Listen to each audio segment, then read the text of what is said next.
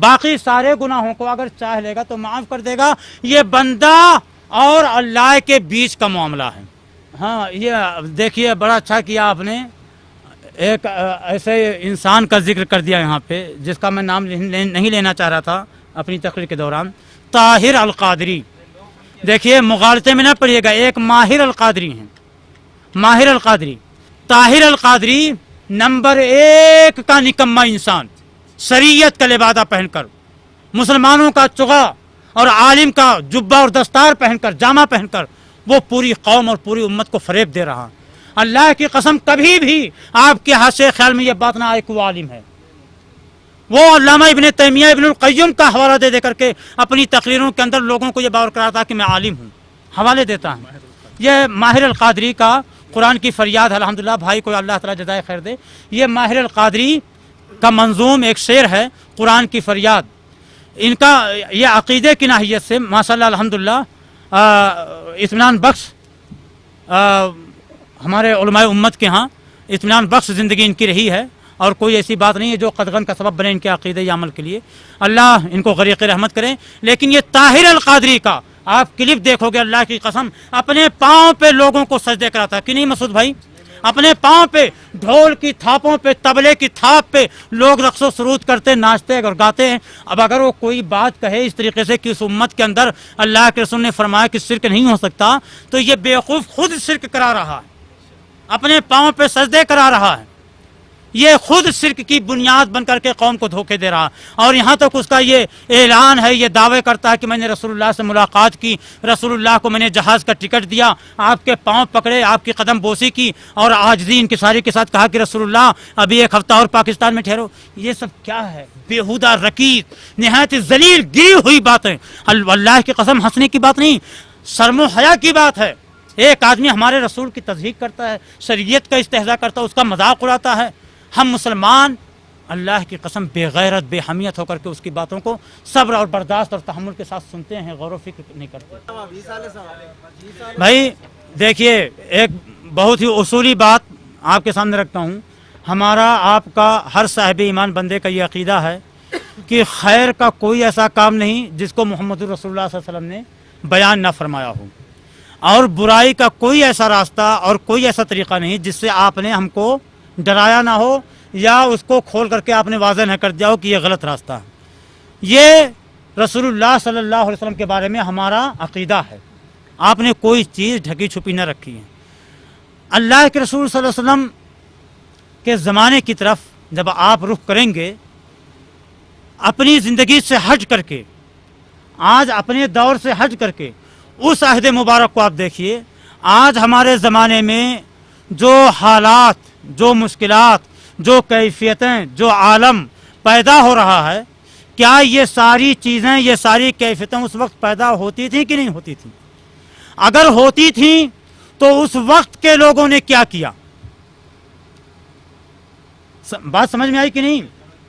اگر آج ہمارا باپ دادا یا ہماری ماں دادی نانی کا انتقال ہوتا تھا تو کیا ایسی کوئی کیفیت اس زمانے میں بھی ہوتی تھی کہ نہیں ہوتی تھی؟ اگر ہوتی تھی ان کے ہاں تو وہ لوگ کیا کرتے تھے یہ دیکھنا چاہیے کہ نہیں دیکھنا چاہیے؟ کیا کرتے تھے؟ اب یہاں جو سوال کیا گیا ہے کہ کیا کوئی ثواب کا ذریعہ یا صدقہ جاریہ پہنچانا درست ہے کہ نہیں؟ بہرحال کیا سوال ہے, میں تو یہ سمجھ رہا ہوں کہ صدقہ جاریہ کے تعلق سے پوچھا جا رہا ہے کہ انہیں اس کی نوعیت کیا ہو سکتی ہے.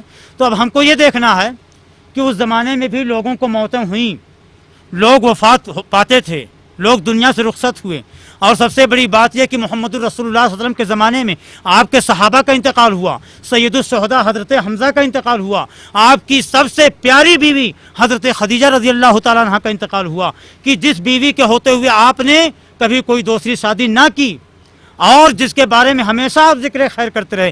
عائشہ فرماتی ہیں رضی اللہ تعالیٰ عنہ کہ جب بھی عید بقرعید کا موقع ہوتا, خوشی کا دن ہوتا, تو اللہ کے رسول فرماتے کہ عائشہ گوشت کی تقسیم میری پیاری خدیجہ کی سہیلیوں کے گھروں سے کرنا.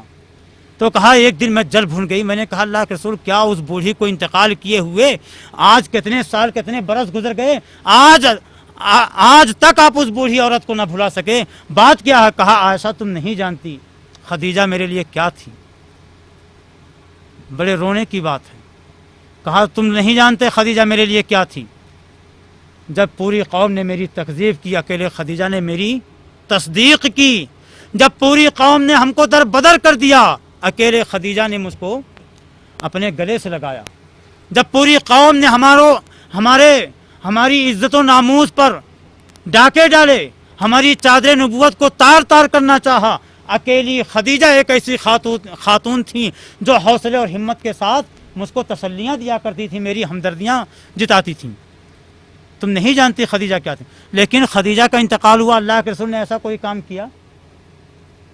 حضرت حمزہ کا انتقال ہوا، اللہ کے رسول جو کبھی نہ روتے تھے، حضرت حمزہ کی شہادت کا واقعہ سنا، اور جب جا کر کے وہ ماجرا دیکھا کہ میرے چچا کے ایک ایک انگ کو ظالموں نے کاٹ دیا، ناک کاٹ لی، کان کاٹے، اور پیٹ کو چیر پھاڑ کر کے آپ کے پورے جسم کا مسئلہ کیا، ایسے موقع پر حضرت محمد رسول اللہ نے کیا کیا؟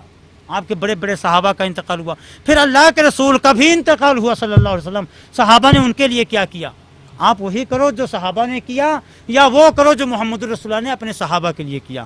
کیا طریقہ اختیار کیا؟ ان کے لیے دعائیں مغفرت کرتے تھے، سب سے بڑی بات ان کے لیے دعائیں مغفرت کرتے تھے، ولد صالح یدعو لہ، تین چیزیں ہیں، یا تو اگر ولد صالح ہے تو دعا کرے اس میت کے لیے، اور یا وہ میت اگر علم چھوڑ کر کے گیا تو انشاءاللہ اس کا ثواب، اس کا اجر اس کو ملے گا، یا کوئی صدقہ جاریاب کر دیجئے، اس کے مرحوم جو میت ہے اس کی طرف سے آپ کوئی مسجد بنوا دیجئے، یتیم بچوں کی کفالت کر لیجئے، دعات مبلغین کے تنخواہوں کی کفالت کر لیجئے، دعوت کے جو دعوتی مشن میں جو کام ہوتے ہیں اس میں آپ حصہ لیجئے، حصہ داری کیجئے۔ تو یہ سارے کام ہیں، آپ قرآن کریم کے نسخے مسجدوں کے اندر ڈال دیجئے، آپ جو چٹائیاں بچھا دیجئے، بہت ساری چیزیں ہیں انشاءاللہ۔ اچھا، کوئی بھی اذکار کی تعداد قائم کرنا درست ہے؟ نہیں، اذکار کی تعداد بعین ہی، اس کی حیت، اس کی تعداد جس طریقے سے قرآن حدیث میں بیان کی گئی ہے، اگر اسی انداز سے ہے تو ٹھیک ہے۔ اپنی طرف سے اگر کوئی کہتا ہے کہ 40,000 کا میں نے ایک خزانہ بنا لیا ہے، یہ صوفیوں کے ہاں چلتا ہے، 40,000 درود شریف مرتبہ پڑھ کر کے ایک کیا بولتے اس کو، نصاب تیار کر لیا، یا 100 مرتبہ فلاں درود شریف پڑھو گے تو یہ فائدہ ہوگا، یہ سب کچھ غلط ہے۔ حیت، تعداد متعین کرنا، حیت، شکل و صورت متعین کرنا، یہ سارے کا وظیفہ ہے، سارے کی ذمہ داری۔ سارے کون؟ اللہ اور اس کے رسول کے ذریعے سے جو شریعت ملی ہے، اگر اس میں اس کا ذکر ہے تو ٹھیک ہے، اگر اس کا ذکر نہیں ہے تو اپنی طرف سے کوئی حذف، کوئی اضافہ نہیں کیا جا سکتا۔ تین چیز میں جو انسان کو مرنے کے بعد ہماری حاضری کو قبول فرمائے، اور اللہ کرے ہماری یہ شرکت ہمارے لیے دین اور دنیا میں سعادت کا سبب ہو۔ بھائیو، اللہ سے دعائیں کرو کہ ہمارا یہ قافلہ جاری ساری قائم رہے، اور اس کے چلانے والوں کو اللہ تعالیٰ مزید عزم و حوصلہ، ہمدردی اور اسی طریقے سے قوت اور ہمت عطا فرمائے، اور ان کے قربانیوں کے اندر، ان کے جد و جہد کے اندر خیر و برکت اور اسی طریقے سے سعادت ان کو نصیب فرمائے۔ آمین ثم آمین۔ اقول قولی ھذا استغفر اللہ لی ولکم سائر المسلمین۔ السلام علیکم ورحمۃ اللہ۔ سب کچھ جزائے خیر دے یہاں پر آنے کے لیے، وقت گزارنے کے لیے، اور اللہ سبحانہ و تعالیٰ سے دعا ہے کہ جو سنا کہا گیا ہے اللہ تعالیٰ ان سب سے زیادہ ہم کو عمل کی توفیق عطا کرے، آمین۔ اللہ اکبر، اللہ اکبر، اللہ اکبر، اللہ